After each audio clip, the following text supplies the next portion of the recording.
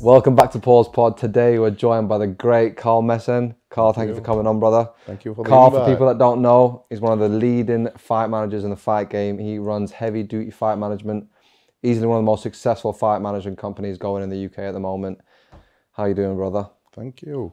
Don't know how to follow that, but all good. I'm only speaking the truth, mate. You're very good at what you do. I think Thank you. everyone in the industry will definitely have the same to say about you. You know, you're a straight on guy. Much You know, appreciated. you care a lot about the fighters, which I think is one of the most important things with being in the business that you are. And I think there's a lot of people that are in the fight management game that probably don't have the same interest in the fighter as much as you do. And I think a lot of respect to you for doing that and the way you run it, because I think the proof is in the pudding with the reception you get from everyone. So if we can just start from the beginning, what made you want to get into the fight? Because I know that it took you a while, because you had a pub before. Yeah, we've been in the motor trade for many years prior to getting into the hospitality industry, and then obviously seeing what I thought were an opportunity in as the sport of mixed martial arts evolved. When was the first time you heard of MMA? Back in I played rugby league and rugby union all my life, and You were league or union? league first and then uni, and you know, when I were bit younger, a bit fitter, and a bit quicker.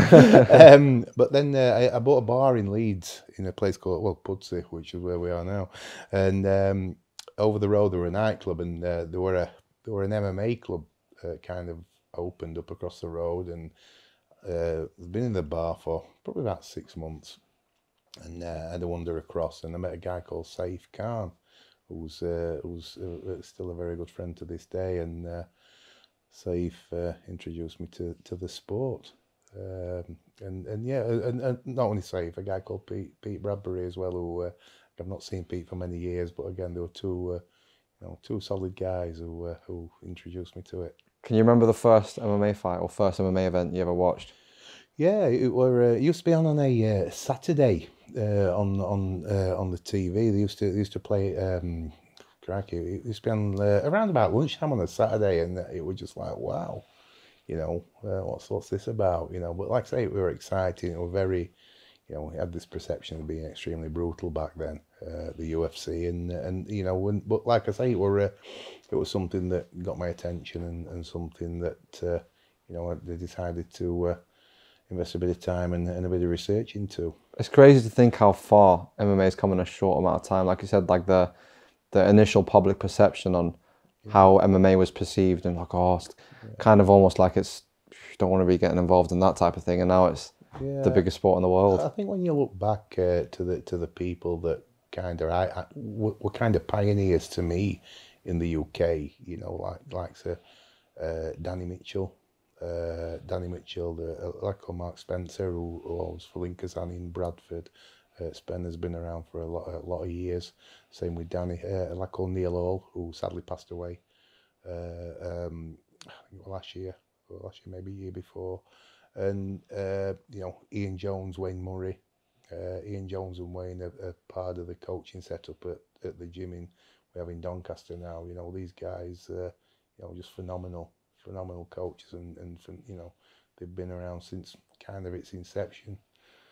So you said that you kind of noticed there was a gap in the market. Yeah. What was that gap that you'd noticed? It got to about 2015, 2016, and like I say, you know, I'd always manage people in different businesses, and like I say, I could see where the sport was potentially going, and so like I say, I decided to kind of kickstart it. Yeah, you know, we were already dealing with the likes of Bama back in the day, and you know, and speaking to another guy who I believe is, you know, one of the most solid matchmakers globally, and that's Ian Dean at Cage Warriors. His knowledge is crazy. I've heard a few stories from Jack around about how switched on he is, and he's just an absolute MMA fanatic. Yeah, and you know, so again, and so it just kind of went from there. The first signing that I ever did was Scott Askham.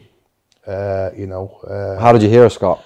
It were at the gym. I went, I visited the gym, and he was, he was there, and the coach at the time, a guy called Neil Wayne, who again I think he was. I went to see the UFC in Birmingham. When it came to Birmingham, my wife Gillian had bought me some tickets, so me and Gillian went down, and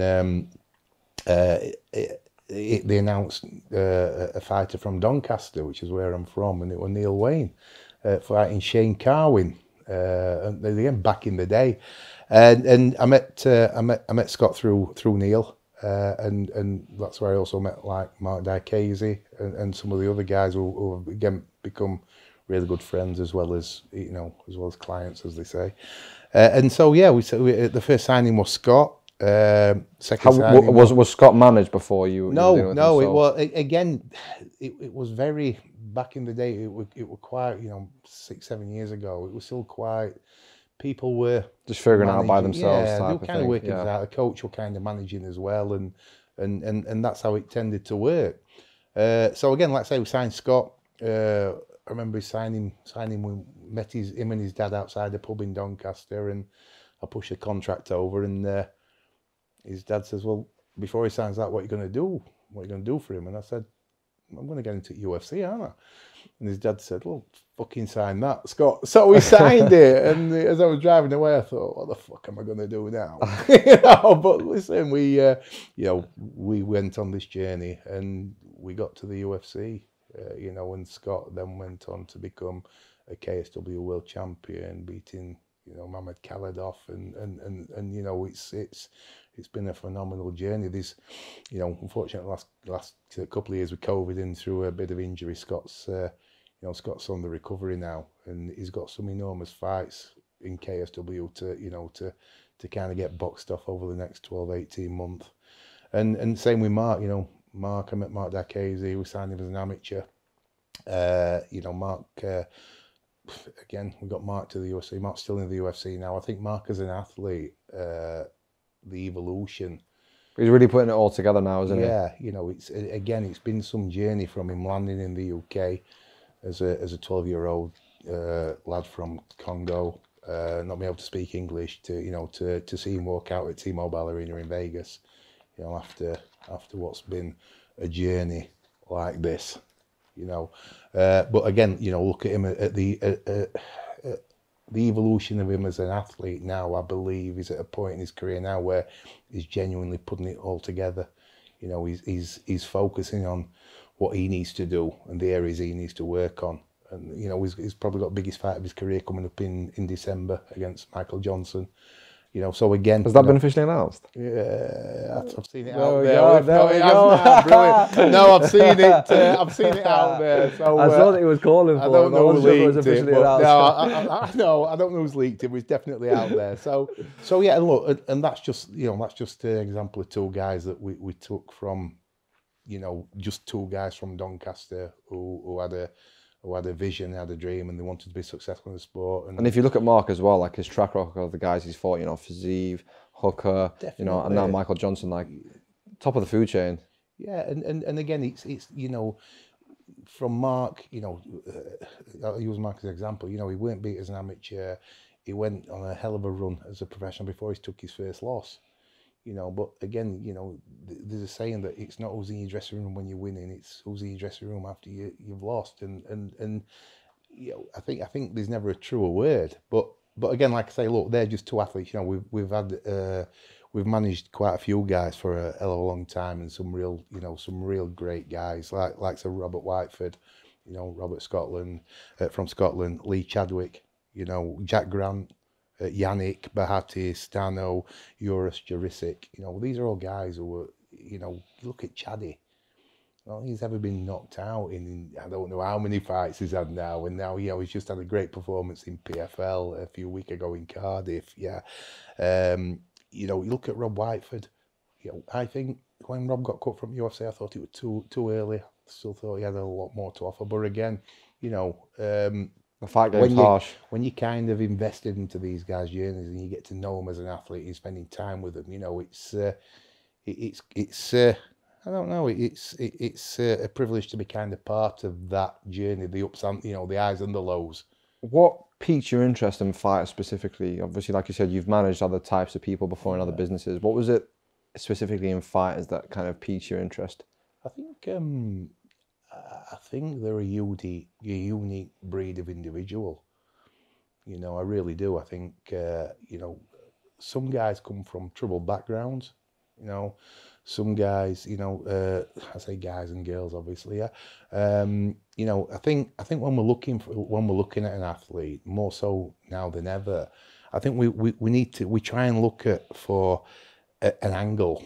You know, what makes that athlete unique. You know, and listen, that's not with everybody. You know, some guys are, you know, some athletes are quite introvert. You know, some kind of have that X factor.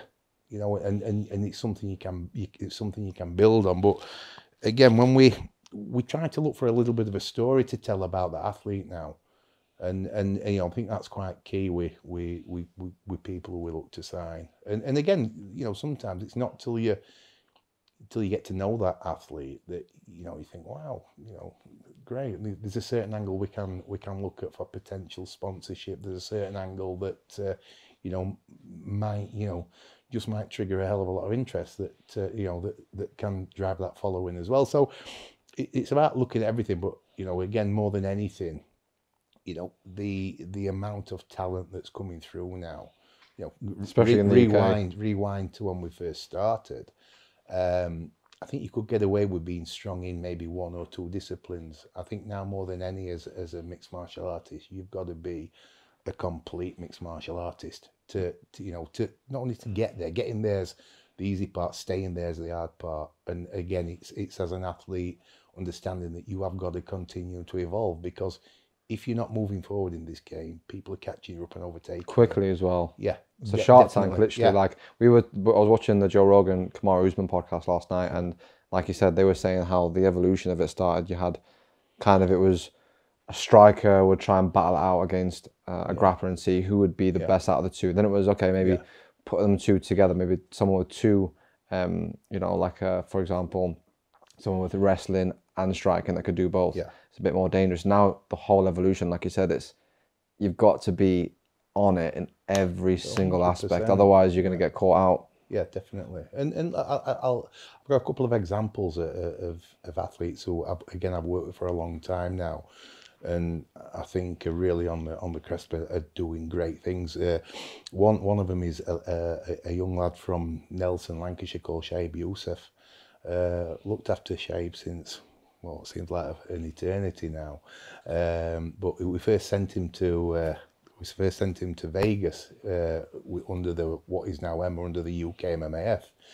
And I remember his dad pulled me at the trials. He said, he's gonna, if he gets through this, he's gonna bring that gold medal back. And his dad will film him, because his dad's got like an archive of all this footage, which, you know, when you go and It's gonna be gold. visit him, it's unbelievable. You know, every trophy, every medal he's ever won. And anyway, he came back with gold medal, and again, you know, the plan was back then, look, where do you want to be? And he says, I want to be in the UFC.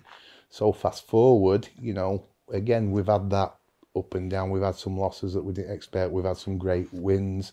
But one of the things that I've always identified, and Shaib's got some unbelievable support around him, you know, not only his family, but his friends, his community as well. And I think we're maybe two fights away from Shaib potentially being the first UK-based Pakistani athlete to fight in the UFC. I genuinely think he's that good, and I genuinely think we'll get him through the door when the time's right. Now, for me, that's enormous, because the amount of support that would garner for Shaib, you know, not only that, realizing when we sat down, his full potential, in his 2016, when, you know, whenever it was back in the day, and again going on not that journey again, but that journey, the highs and the lows, you know.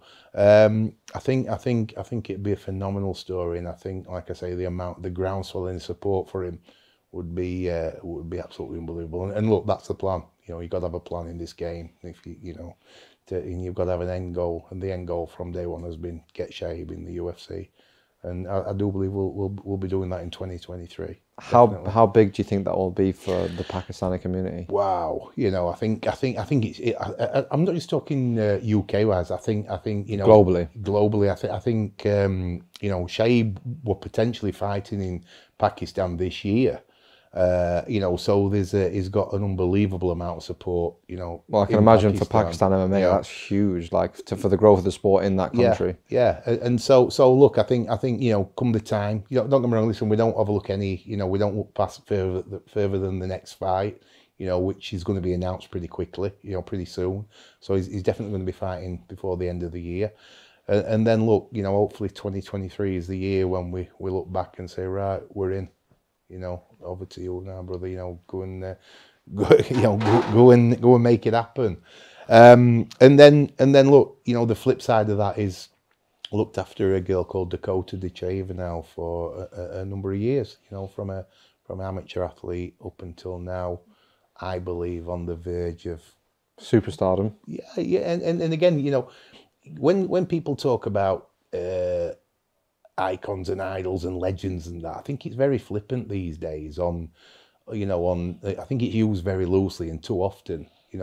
I genuinely think that if we can keep Dakota fit and healthy, I think over the next 5-10 years, she can be one of the top couple of exports out of UK MMA, to ever do this. I completely agree. I think her story, her background, her mum was a very successful Thai boxer, fighting family.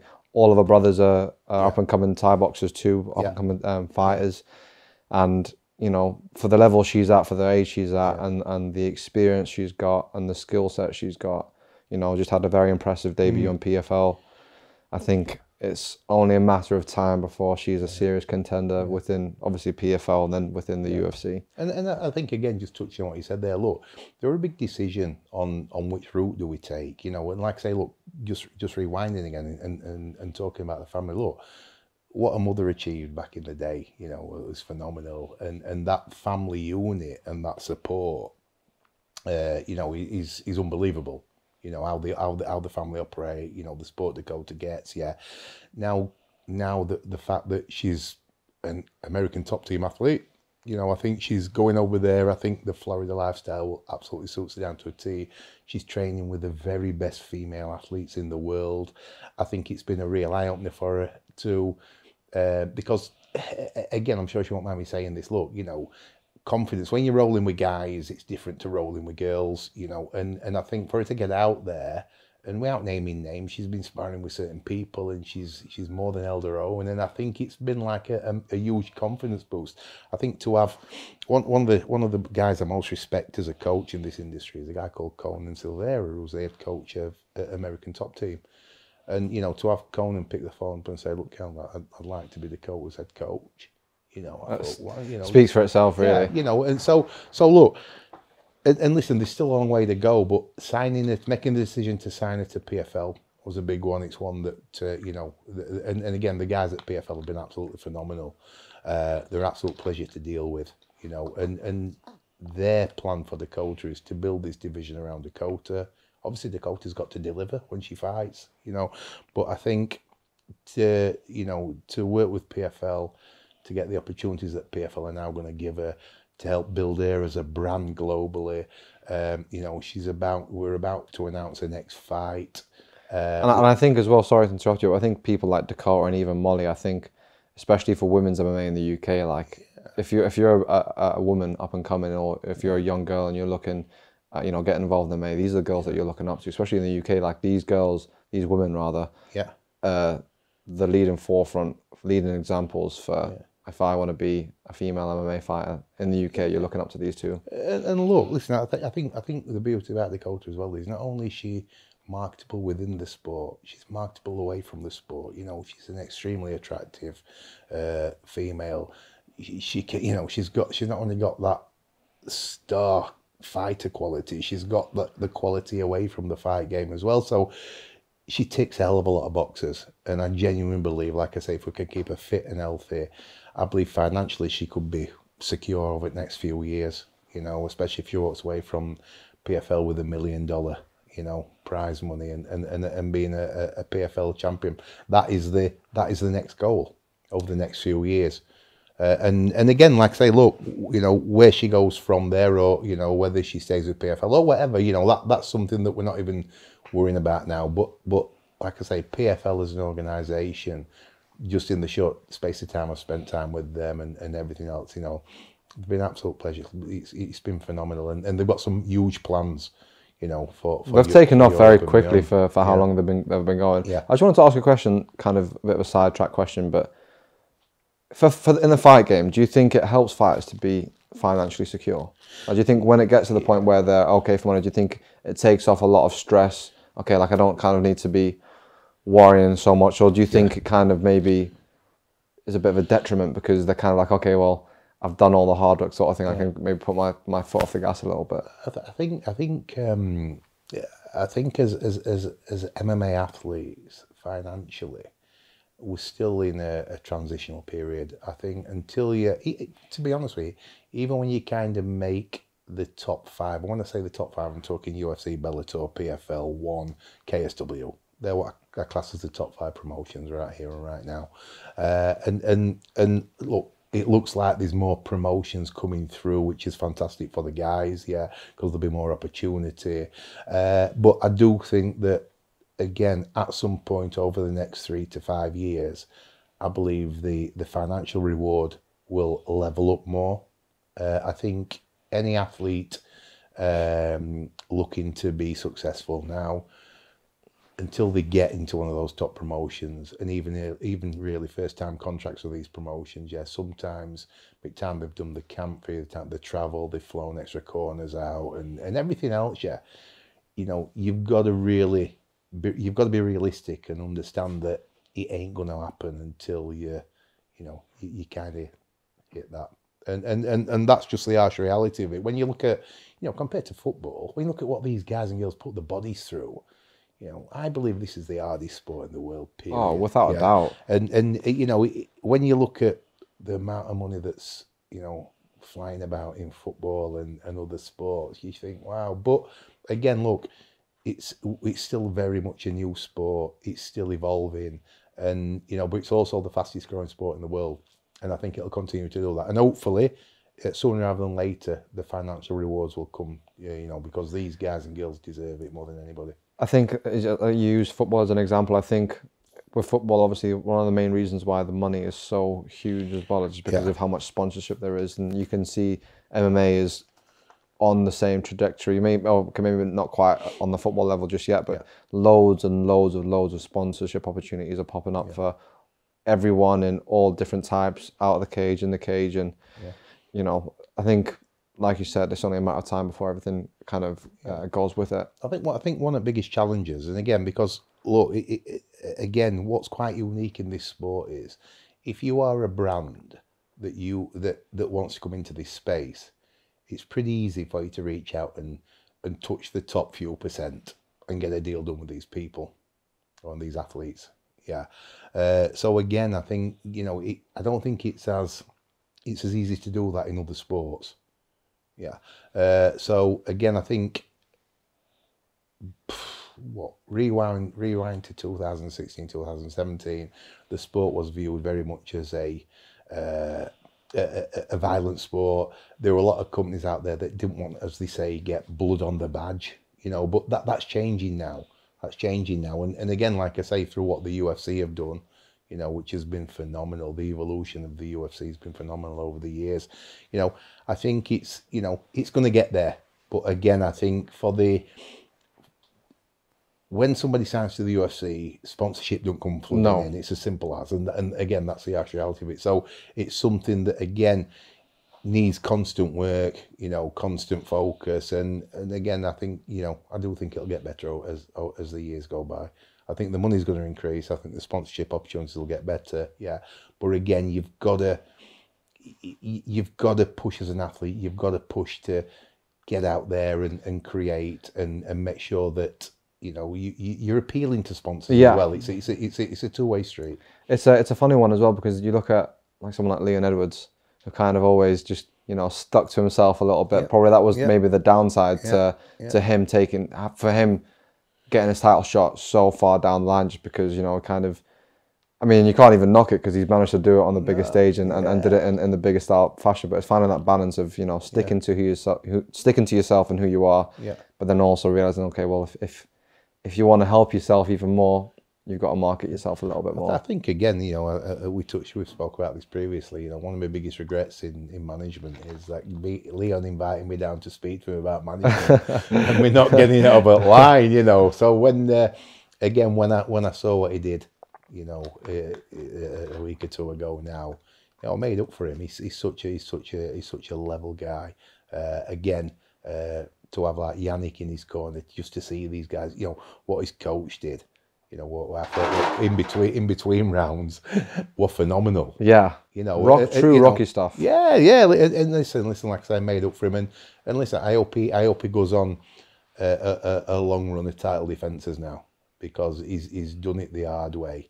And again, you know, flip that on its head a little bit now. You know, this is one of the things I do like about PFL, because it's done on a point scoring system. There's no, well, he's going to get a title shot or he's going to get a title shot. Yeah, you know the structure. You know the structure. You know what you've got to do. You know, so I really like that. I really like that. You know, that model that they're doing as well. So, you know, I think, again, look, no matter where somebody wants to, you know, ply the trade or what promotion they sign to, there's always pluses and minuses. But just to circle back, sponsorship money, everything else, I think everything's going in the right direction, and the opportunities, I think, are going to be phenomenal. So, touching back on heavy duty fight management, you guys are looking to expand. You've just signed Jamie Malarkey to your brand. Obviously, you're getting Ross Pearson on board. Talk to me a little bit about the expansion of going all the way out to Australia. Look, what we wanted to do, look, when we look at his latest signings, you know, listen, signing Jamie were fantastic. It's great having such an high level athlete sign with us. He's going to be out again in Abu Dhabi in October. You know, not only Jamie, but we've just signed Aaron Avey yesterday, as late as yesterday. Who hopefully you should be seeing on here soon. Yeah, listen, like I say, look, I think Aaron's got you know, he's inspirational. He really is. I'm not just talking from, you know, as a fighter, and he's very candid, and, you know, but when you look at the personal story and what he's done, you know, he's just, for me, he's just an absolute inspiration. And again, he's such a great guy to be around, you know, as I've got to know him more. He's just a top guy. And listen, I believe, you know, he's going to be somebody else who's going to reach the goals they set themselves in 2023. But again, you look at other athletes that we've signed again through, like athletes like Justin Burlington. You know, you saw Justin's a very good friend of mine. He's an absolute warrior. What a guy. You know, what an art he's got. You look at that last fight, you know, with Reece McKee. That was fucking hell. That was a war, and I said this to him, and I'll continue to say it. You look at a fight like that, if that's on any UFC card, that's getting a fight of the night bonus. That's a UFC caliber type of fight. Even I think Reece McKee, I think he had a very unlucky UFC run. I think he's UFC caliber. I think both Reece and Justin are both UFC caliber fighters, and I think it's only a matter of time before Justin's back in the UFC. I mean, 9 fights, none of them gone points. You know, 7 finishes, 2 hard losses, but you know, he leaves it all out there. He's just an exciting fighter to watch. He's a super nice guy. He's another type of one of those guys where, when you know him personally, he's such a nice guy, such a funny guy, got such a good story, and you know, I hope the best for him. And listen, when it's like when I watch him and Jack Grant sparring together in training, you think, fucking hell, you know. But again, the two, for me, both Justin and Jack are 2 guys that are really coming into their own, and the time's right for them to, you know, to get these big opportunities, which is what we're working on delivering. So look, next steps for us is to continue to highlight great UK talent and European talent.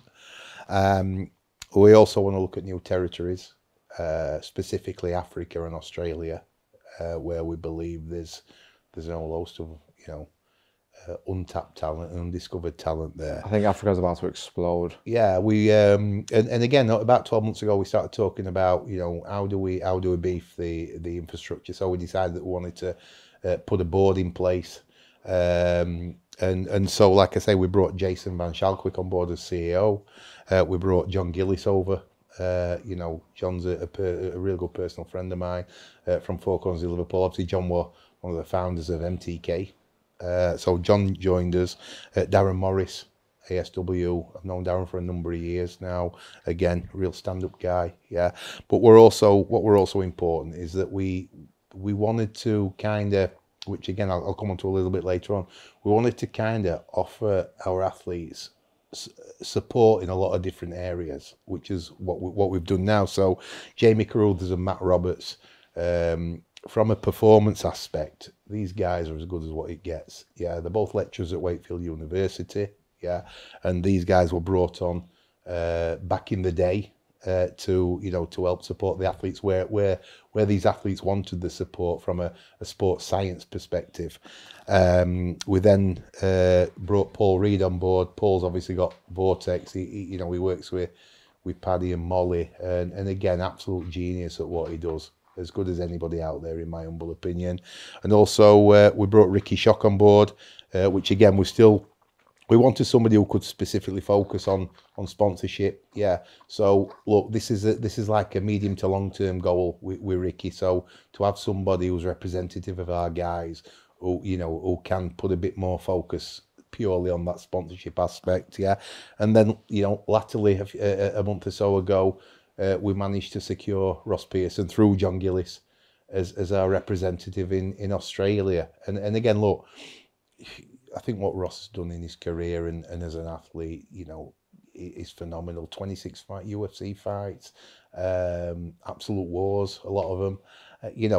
So many performance of the night bonuses. So again, to have somebody of that stature, happy to join us and happy to represent us in a particular area we wanna grow exponentially.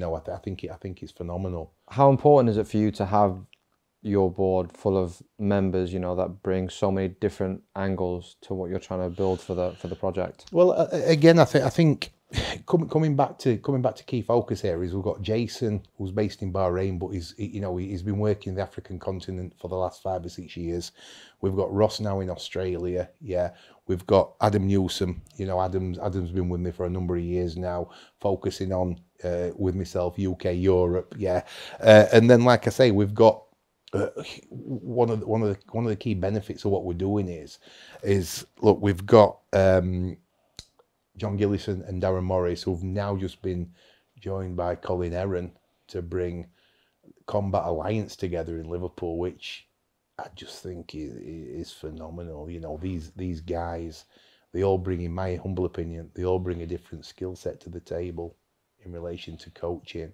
I believe they're as good as any coach out there in their particular field, and I think any athlete who's serious, whether he's an HD athlete or an athlete who just wants to progress, I think they'd be crazy not to walk through the doors in Liverpool and get on that mat, because the amount of talent that's now on that mat and that will continue to grow over the coming 6, 12, 18 months, 2, 3, 5 years. Yeah, I think I think is what they're doing is incredible. Like, Liverpool is by far the forefront of where you want to be training in the UK for MMA, I feel like. And like I said, getting all those guys put together, bringing everything, the striking that John Gillies brings is just phenomenal. You look at people like Liam Harrison that go to train, they're like top of like the food chain, like elite guys. So the fact that they're getting together, and it's only just the beginning, I think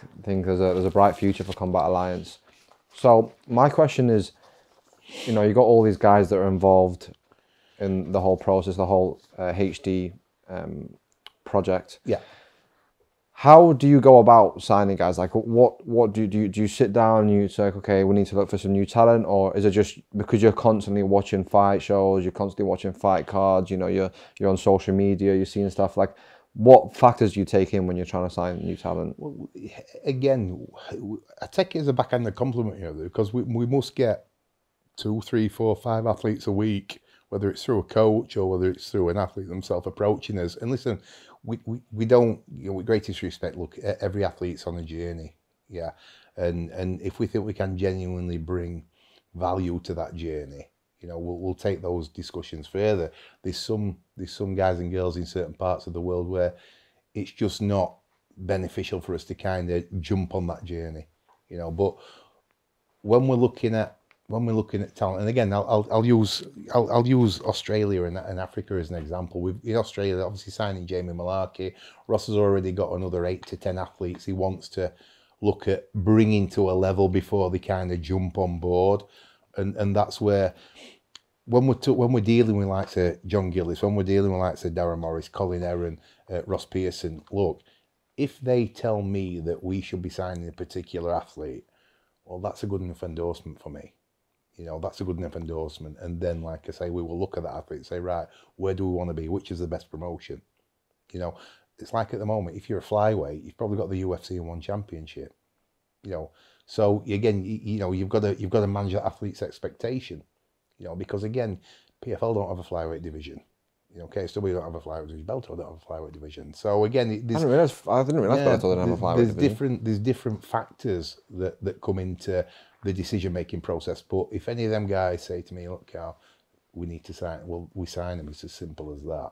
You know, because they're there, you know, these guys do a phenomenal job. And like I say, their recommendation is more than good enough for me. When we look at like say Jamie Malarkey in Australia, like I say, but we also look at the guys coming through Africa through Jason Van Schalkwijk. You know, you've got Nkosi and Debele, you know, he's in Brave, he's doing great. He's just had a phenomenal performance in Brave a few weeks ago. I believe Nkosi is one of the brightest prospects to be coming out of Africa. You've then got Marc Diakese from the DRC.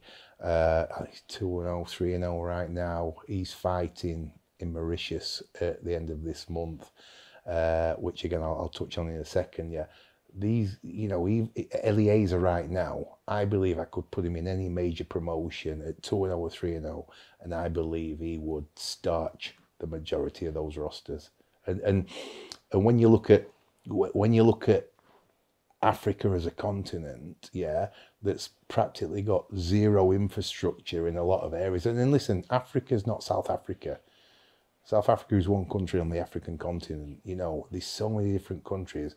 Much hidden talent as well, I can imagine. How many Francis Ngannou's, how many Cameron Usmans, how many Israel Adesanya's are there that nobody even knows about yet? And this is what kind of excites us as a team, you know, to get out there. Same with Australia, you know, MMA in Australia is still a very, very new sport. And you know, this is conversations with Ross that said, look, what we want to do in Africa, what we're already starting in Africa, we want to do in Australia as well.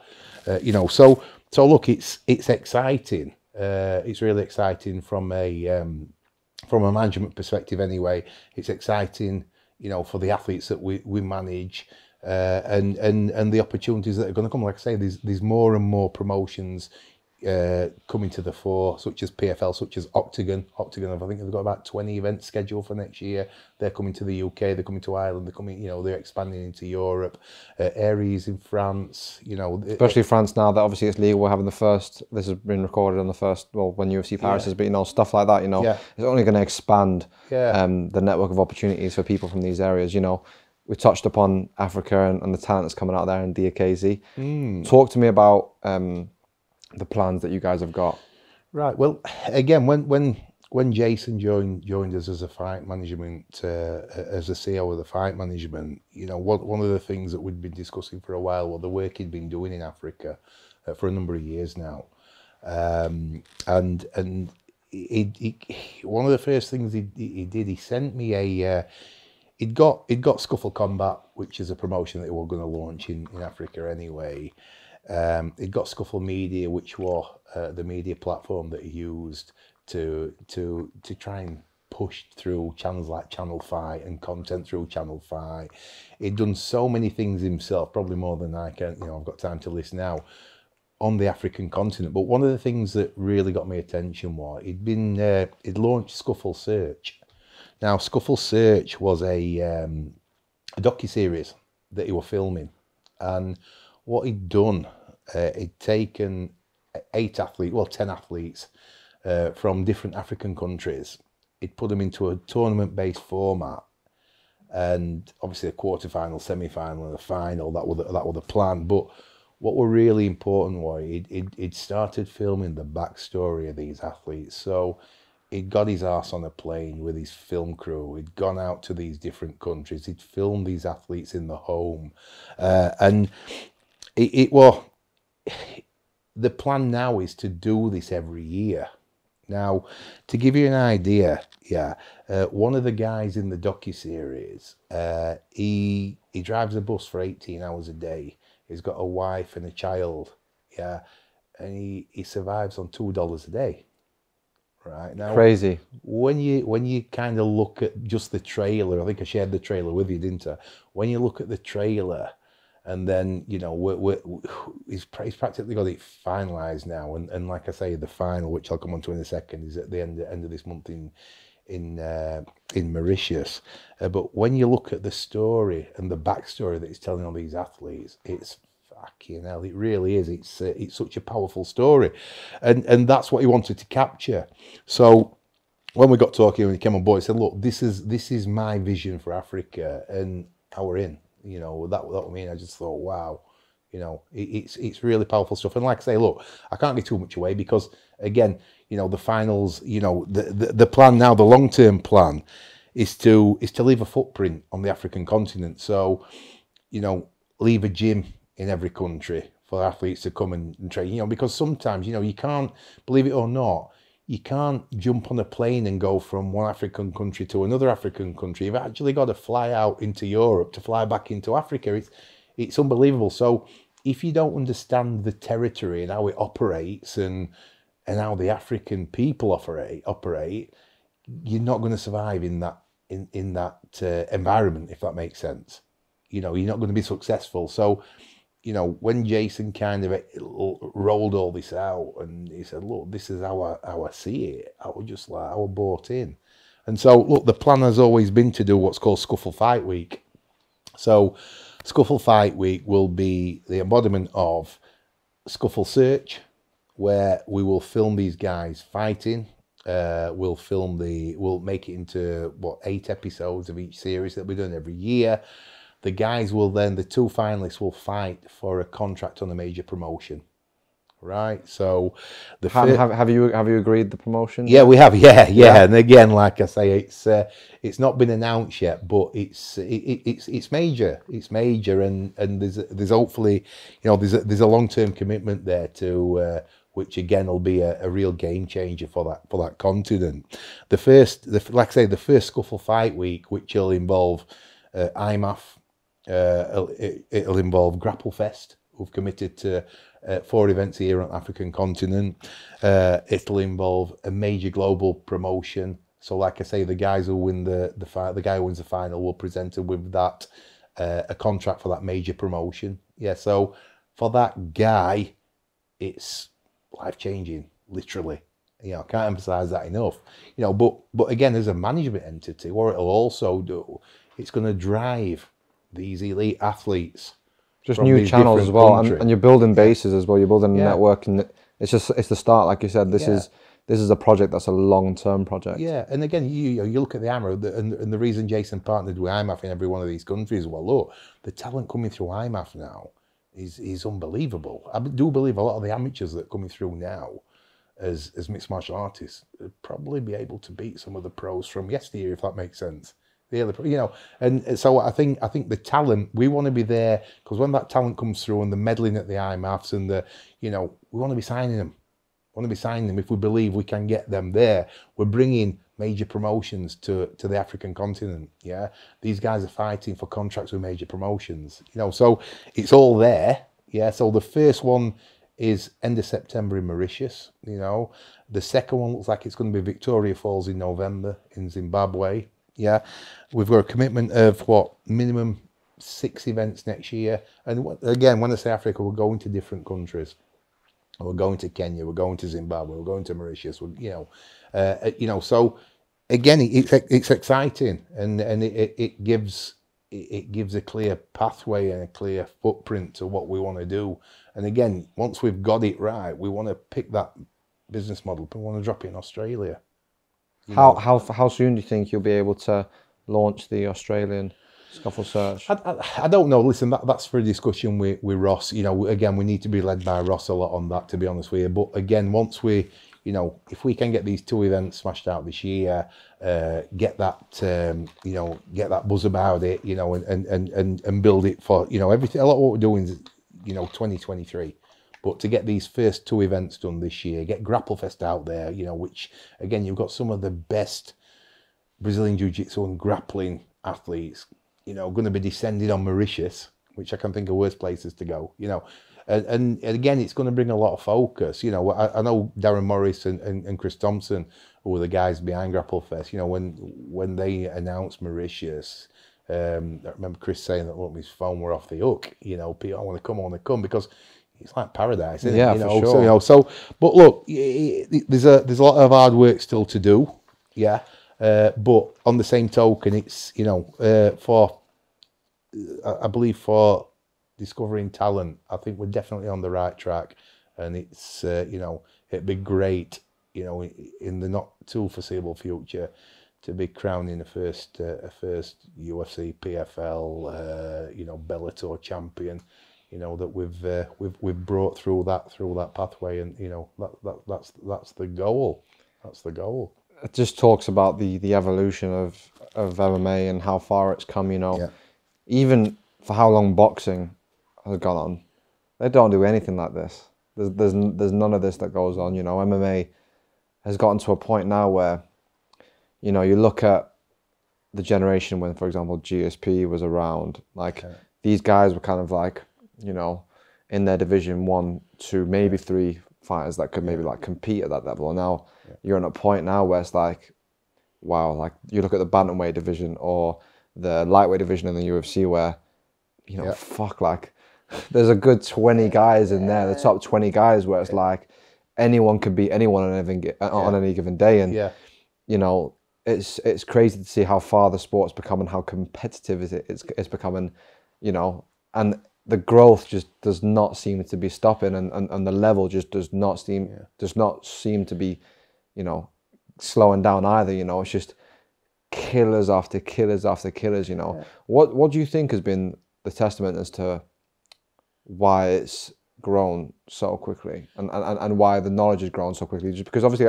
I know the UFC would have had a heavily big influence on, you know, growing the sport globally, but I don't know. I feel like even when boxing was coming around, and you know how long it's been around, the evolution is, like, say if you look at, like, you know, Mike Tyson, when it was like unbelievable heavyweight, and you look at some heavyweights now that, you know, Mike Tyson probably back in the day would have probably still had a good go at him, but like if you look at the champions in the UFC, obviously you don't want to be comparing because it's different generations, but it's black and white. There's a couple of really interesting points there what you touched on. Yeah, look, first of all, boxing. Yeah, you go back to Ali Foreman, the Rumble in the Jungle, you know, and all that. Yeah, that were actually in the DRC. Yeah, back in the day, which was Zaire, I believe. But you know, back in the day. Yeah, look, we announced a few weeks ago that we were kind of starting to look at the bare knuckle, what's becoming a phenomenon. Yeah, we're also talking to a big boxing promoter. So Scuffle Fight Week in Africa isn't necessarily just going to be MMA. You know, there's potentially going to be bare knuckle. It's potentially going to be boxing. You know, so it's again, as an entity, our plan as a management company is to be feeding out on this. And so let's say we do 6 MMA events a year, we might do 2 or 3 boxing events a year, we might do 2 or 3 bare knuckle events a year. Yeah, so talks are ongoing. Yeah, there should be some big news to announce pretty soon. Yeah, hopefully we can announce it through you guys. Yeah, but look, again, it's exciting. Come back to the Mike Tysons and the evolution of boxing. Yeah, you look at the genetics of African athletes. Yeah, you look at a lot of the heavyweight boxing champions over years, you know, which are Afro-American athletes. You know, it's it's no fluke. No, for You sure. know, Even outside of boxing, you know, Look at just Francis, athletics as well. yeah, look at Francis Ngannou. Adam Newsom pulled me yesterday. Apparently, Francis Ngannou must have had over the GSP or something, and they pick him up like a ragdoll. Yeah, I don't, you know. I think again. I think you know, just kind of rewinding. Look, that continent is going to be pivotal for us going forward. Whether it's MMA or hopefully it's MMA, boxing, And grappling. and grappling and bare knuckle, you know. So that's the vision of what we've got for Africa. So we talked about, you know, the evolution of sponsorship, the evolution of fighters. You know, one of the biggest evolutions that you could see is, you know, the knowledge that goes on for fighters, you know, in terms of their diet, how they approach weight cuts, just the whole outside of just the training, you know, every other small step you've got to take to make sure your body's in ready for optimal performance, as you say. What made you want to like get involved in also, you know, understanding the depths and knowledge of, you know, all the nutritional information that fighters need to know? You know, you've had your brand called Neuroptimax, which is launching soon. If you want to just talk to us a little bit about that. Well, I think look, it kind of goes off down a couple of different little rabbit holes here, but you know, it all kind of circles back to what I want to touch on. One of the, for me, and again, listen, there'll be coaches out there that don't agree with me, and you know, they have their own views on things. But for me, the most important part of a fight camp is the weight cutting and rehydration process, and what you've got in every gym around the UK and globally, you've got these elite athletes who are hitting pads, wrestling, Brazilian Jiu-Jitsu, Muay Thai. They're training all these different disciplines for these little 0.5% advantage over their opponent.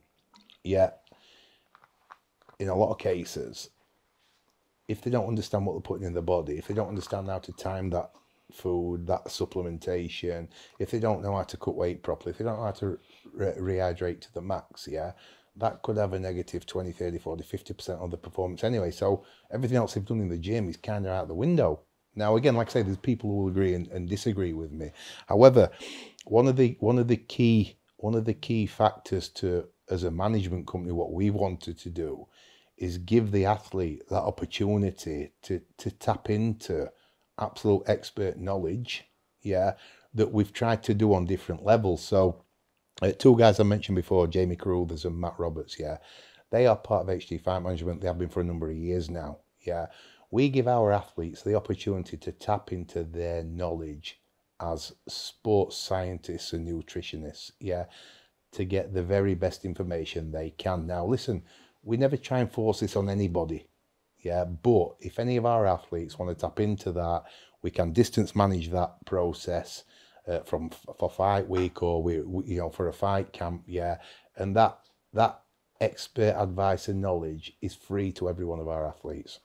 Like I say, look, whether that athlete decides to tap into that is up to them, because they might have their own setup, they might have their own coaches, and they might be happy with what they're doing, But I think to offer that as support, and listen, we've got Scott Askham tapped into it, Marc Diakese taps into it, You know, we've got elite athletes that do it, But as a professional athlete, if you want to perform at your optimal, to me, this is absolutely critical that you understand what you're doing and what you're taking and what you should be taking and what time you should be taking. Now, take it up a level, and Paul Reed is on our board of directors at HD Fight Management. Paul has his own brand called Vortex. Paul also is, I believe, an owner now at Athlete Factory in Cheshire, which is a phenomenal facility. Paul is as good as anybody I've ever met in this arena. Very passionate, very knowledgeable. What you kind of find in a lot of people is you have an academic who's good at, who's an absolute genius, but you also have what I call a layman who will explain it to me. Who, I grew up on a council estate in Doncaster. I'm not an academic. I can speak to some people and it's straight over my head. But there's people like Paul who will explain it to me like I'm a 6-year-old child, and then I get it. Yeah. And so to have somebody like Paul Reed on board and working with some of our athletes, yeah, it's phenomenal, because again, that knowledge and that expertise, to me, you can't put a price on that. No. And look, he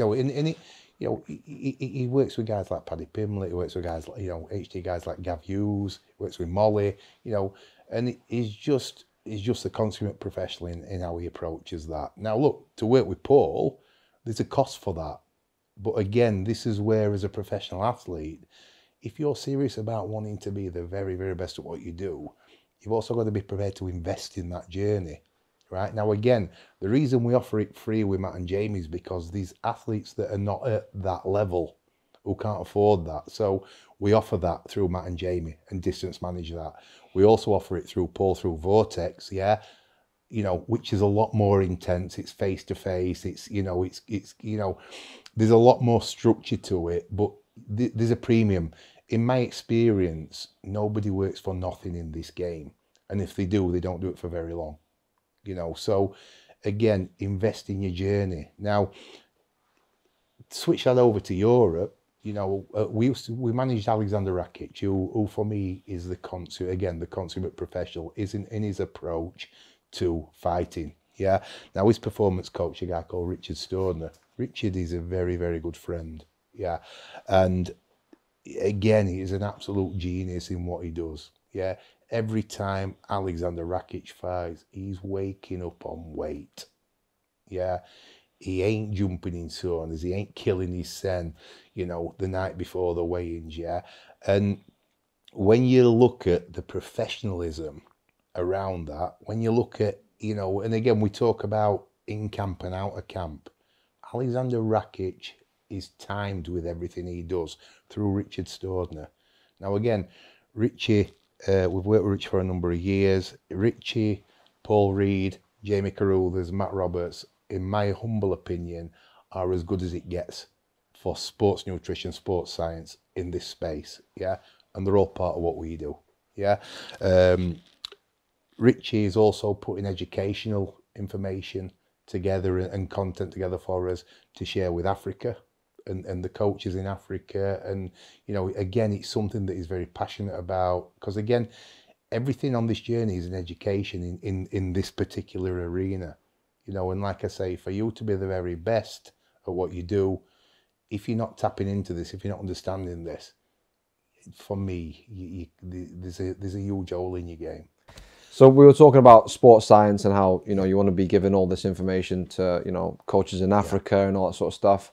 When you're doing all the research for the science and diet, how much consideration is taken in for different cultures? Obviously, different cultures have different diets. So is this something that's thought of when you're going through the process? Look, a prime example of that is Shaib Youssef. And again, working with Paul Reed, with the Asian community, once a year you've got Ramadan, and again it was, how does that affect the training? Yeah, how does that affect the fasting? And how do we work around that? So I think having that expertise and knowledge and to be able to kind of work around that, that actually opens up an whole new potential arena or potential opportunity. So it was something that it were actually earlier this year that Paul reached out. He said, look, he rang me, he says, Carl, he said, I've done a plan for Shaib around Ramadan, and and like I say, Shaib were over the moon. He had the energy. He wasn't flat. And it just worked really well. So again, there's just kind of different challenges that require different fixes. But I think, again, if you have not got that knowledge and expertise, you're gonna be left wanting. And again, if an athlete's thinking, well, Ramadan's coming and I'm gonna have to have a month off, and then they've then got to do an 8-week camp, they're actually missing a quarter of the year. And I know previously talking to matchmakers, that's also been not frustration, it's probably the wrong term, but it's been an obstacle that they've had to deal with, where certain athletes who follow a certain religion, will be out of action for that period of time. You know, so again, like I say, that's a prime example. And then it kind of goes on. It's like we started working with Tom Blackledge recently. You know, again, I take it as a backhand compliment that he asked if we'd look after one of his fighters, I called James Lewis, who debuts in Octagon on the 17th of this month. And I watched what Tom does away from the sport in relation to mental health, and which is an whole new arena as well. You know, which I think's more than ever nowadays is coming to the forefront in relation to men and guys and men being comfortable enough to talk about, you know, what genuinely is I believe an epidemic. 100% an epidemic. You know, there's a scary amount of people, especially men, who deal with mental health and keep it closed and don't open up. And especially I can imagine with fighters as well, the amount of pressure, you know, in terms of financial, you know, the pressure, am I going to make it? You know, this is all I've got to for my family, you know. Yeah. And then even the pressure at the top, you know, and you've got so much pressure to keep going on that streak, or to keep the image that you've got, you know, you're just a normal guy that wants to fight, and all of a sudden you're a superstar, and everyone's asking. There's so many factors. So and again, like I say, I think when you're working with, you know, when you get to know like the Tom Blackledges, who again are legendary in UK MMA, you know, and you get to know these guys and these athletes better. It's when you're finding out these things that it does give you a slightly different perspective. Look, everybody knows that they get in a cage and they can have a do. Yeah, and 99.9% of the time they look bulletproof. When you kind of get to know them and you see the weaknesses isn't the right term whatsoever, but you see the what's the term I'm looking for? You see vulnerabilities, maybe. You see certain vulnerabilities, and again, that's where the connection, you know, and that's where you think, wow, you know. But look, you know, I think you go into an old different that's a whole different topic for sure. But so look, coming back to Neuroptimax and how we kind of got to this. Jamie Carruthers, who I've mentioned before, who's part of HD Fight Management, I'd gone to meet one of my athletes who were fighting on Bama in Blackpool, and I'd not seen him. He'd been away for a camp, and I went and met up with him. And anyway, cut long story short, he looked shit, right? I genuinely felt I could have pushed him over with one finger, and that kind of triggered something for me to say, look, Carl, you need to understand a little bit more about weight cutting and rehydration and so on and so forth. And so I reached out to a friend of mine and said, look, can you put me in touch with anybody? Because I was seeing people missing weight on the UFC, you know, people being carried off. I think it was Joanna Jacek carried off the scales at one event. And I thought, fucking hell, if these guys aren't getting it right at that level, what chance have we got? So a friend of mine called David Hudson, he put me in touch with Jamie Carruthers, and he said, look, Carl, just reach out. So I reached out to Jamie. And like I say, he's a lecturer at Wakefield University. He's worked in the US at Stocksdale, Arizona. He'd ended up a military facility for the Qatari Armed Forces in the Middle East. And I literally went to see him, and it was kind of a light bulb moment for me as an individual. And literally after talking to him for 2 minutes, I thought, fucking hell, I need to work with this guy. And I'm not exaggerating when I say that. It was just wow. You know, you just know when you speak to people and you think, you know your shit. So anyway, from that day, he came on board. He introduced me to Matt Roberts, who again, the lecturer at Wakefield Uni, and Matt came on board, and we've been together ever since I think it's about 2017, 2018 maybe. Yeah. And again, from that meeting, we kind of went off on two different pathways. One was supplementation and one was diagnostics, blood testing. And so through Jamie working in the Middle East and understanding the Middle Eastern diet as opposed to the Western diet, and blood testing thousands and thousands of male, female, black, white, Asian, you know, and and having that level of expertise, and then understanding the way you find out about somebody physically Blood tests. is blood testing, because if you're blood testing, you can blood test for so many different biomarkers, and whether that's through capillary or through, venous sample, but if somebody, before somebody starts dieting and exercising, surely they should know where they are from their own blood biomarkers. Now, straight away, if you're an athlete and we test your blood and you're deficient in testosterone, cortisol, DHEA, and, or whatever we test you for, how are you gonna perform at your best? Bear in mind the stress you're putting your body under anyway. How are you gonna perform at your best unless we correct those deficiencies? So one of the things we looked at, Jamie said, look, why don't we start testing a couple of your athletes? He said, I've got all this data from all these tests I've done previously. He said, but it'd be an interesting case study. So we got a couple of guys in, a couple of girls in, we looked at, we tested them. It was absolutely mind-blowing where these elite athletes, professional athletes, where they were deficient. But it then goes, well, Jamie, how do we correct these deficiencies? Well, we can do it through food, exercise, supplementation, and sleep. Food, what foods to introduce in your diet, what foods to take out your diet, exercise, obviously they're exercising anyway, but how do we leave that loose but give guidance on it? Supplementation, you go into an Asda or a Tesco or a supermarket and you can pretty much wipe 90% of the shit off the shelf, because, a lot of what you buy from there will have zero effect on you as an individual because it's not the right dosage. So through the corrective action, through supplementation, is how do we recommend the right supplement for you at the right dosage that's going to have the right effect on correcting your deficiencies, and obviously sleep as well.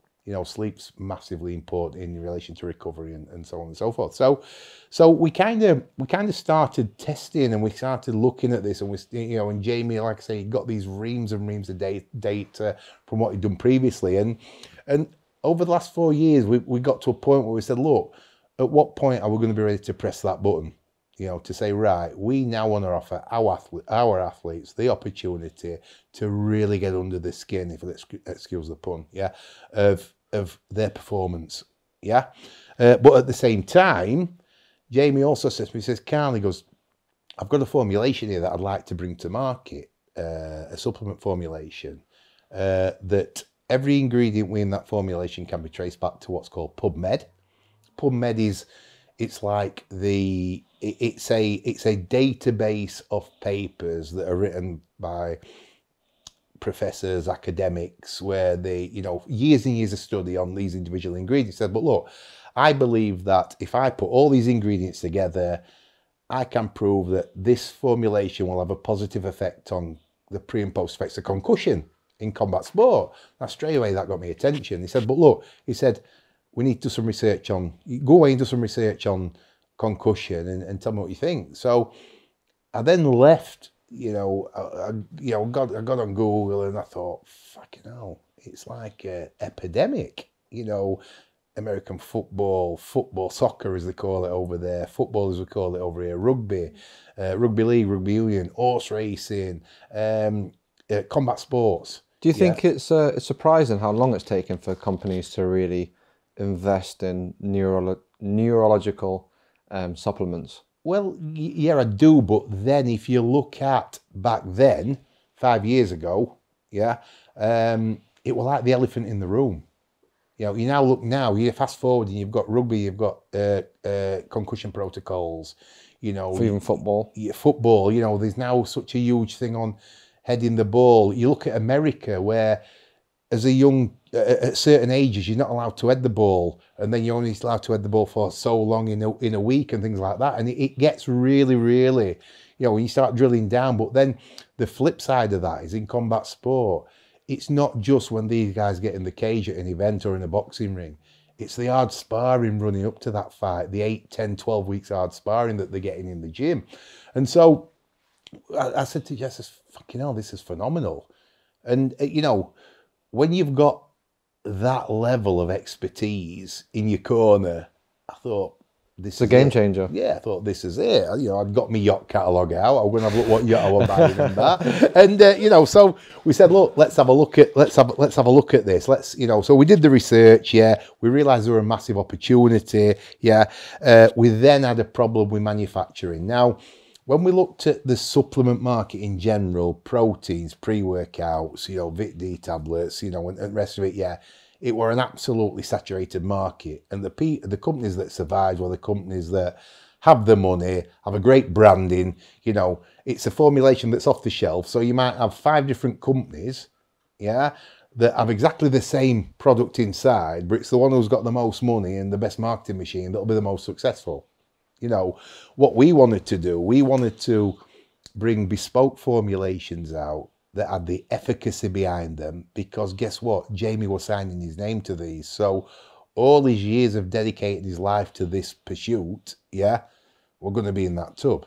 So he weren't prepared to sign off on it unless the ingredients were the absolute best ingredients we could get hold of, yeah. It were to a particular standard. And then straight away, we visited loads of different manufacturers that weren't interested, yeah, because they were already producing all this, you know, all these products for all these other companies that were just off the shelf, yeah.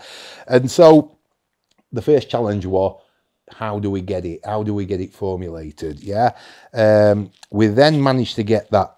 We overcome that issue. Yeah. We then decided to bring it to market as Concussion Pro 1. Now, straight away, emotive subject, concussion. Everybody shit themselves. Yeah. So from that, straight away, the Advertising Standards Agency came on to us and say, well, hang on a minute, you can't make that claim, that claim, that claim, that claim. Yeah, and we said, well, hang on a minute, we can, because the science tells us we can, because we've got PubMed, and everything in there tells us that this is the positive effect that these ingredients will have on the pre and post effects of concussion.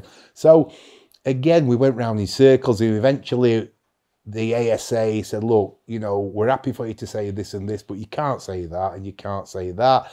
But then we said, look, maybe we need to just take a step back, look at a rebrand, because as we were looking at concussion, we were also looking at the brain health market in general, right? Now, again, I'll circle back to something we were talking about a few moments ago, right? So when you look at the brain health market for supplementation, it's still a very uncrowded market, right? So at the end of 2019, we did a full rebrand on it, and it became Neuroptimax Pro, yeah?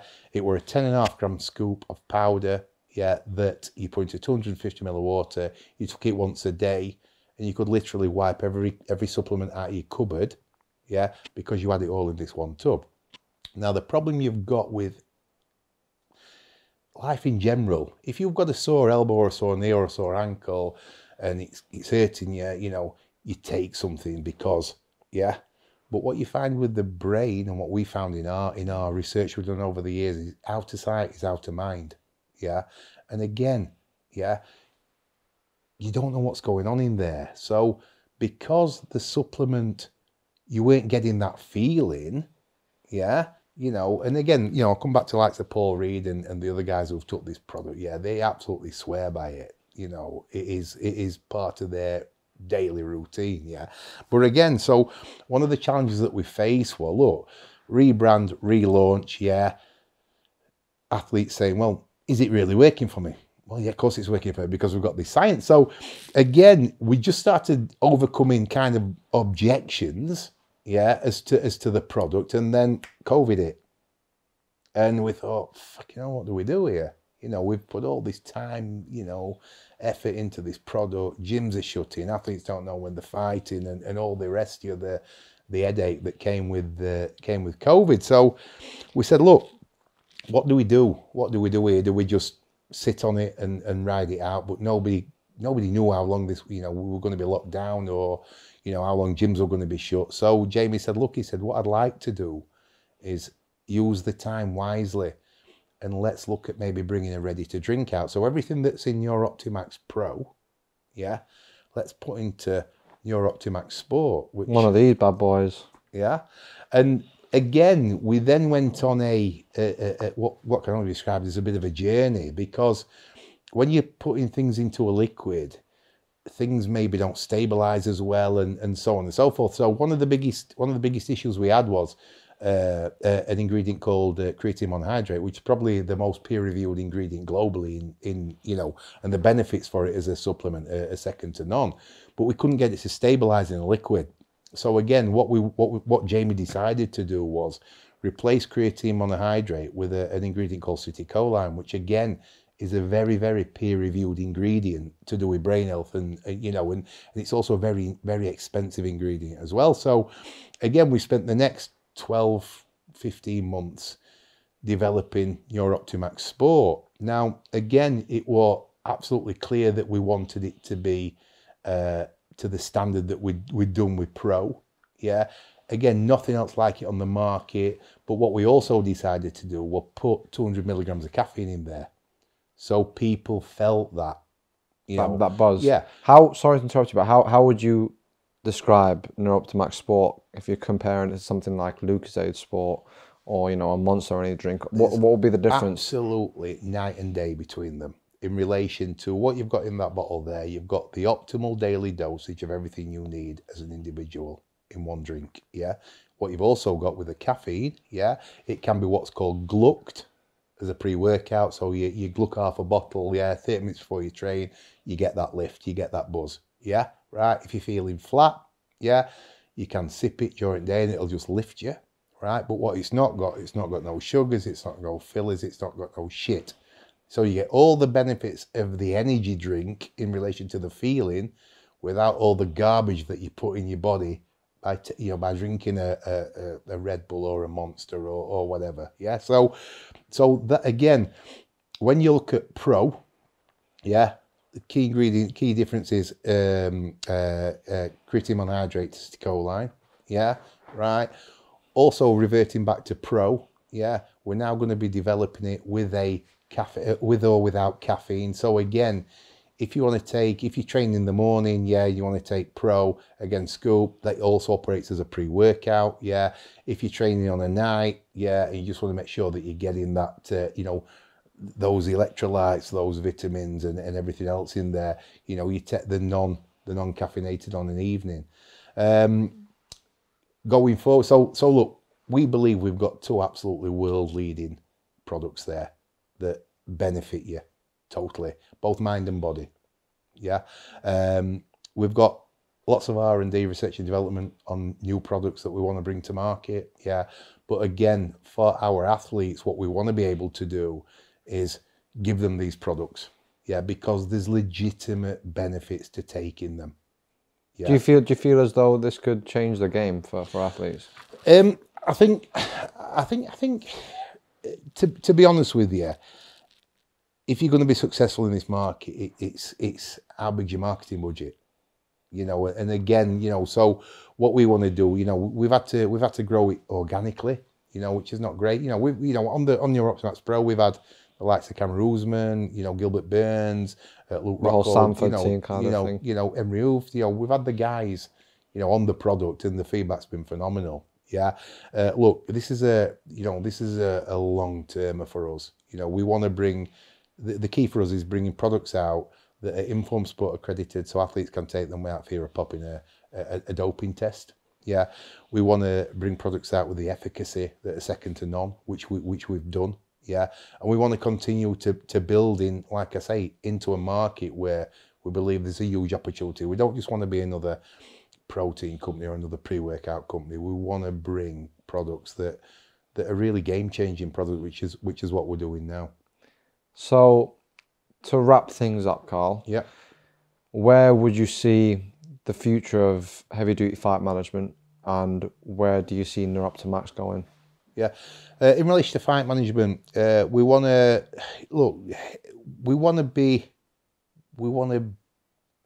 to generate huge opportunities for his athletes. We want to be on that journey with these athletes.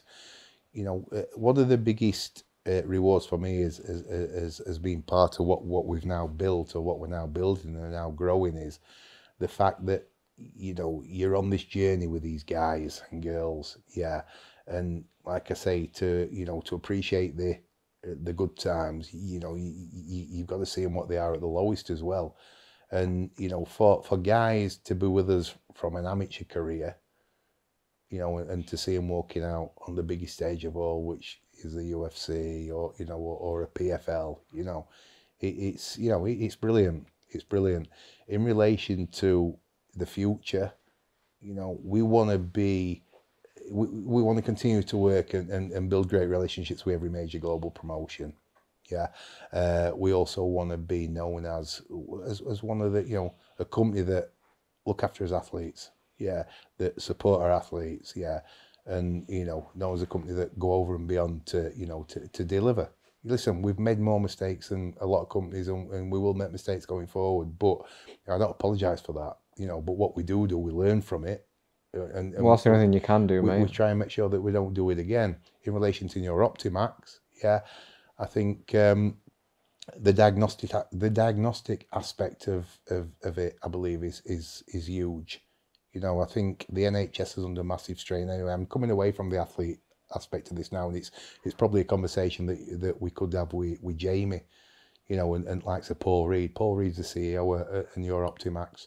You know, so to get them guys on the chat with you guys, you know, we'll be able to share in a bit more detail. But I think coming away from the athlete aspect of it, I think mental well-being, you know, stress, and that is, you know, is key. I lost my best friend about 4 years ago to suicide, you know, and it was a really tough time. It was a tough time for everybody, but it's the devastation you see that's left behind as well, you know. But it's also, you know, I've always been somebody who get on with it, you know, but it was a bit of a, again, it was such a difficult time there.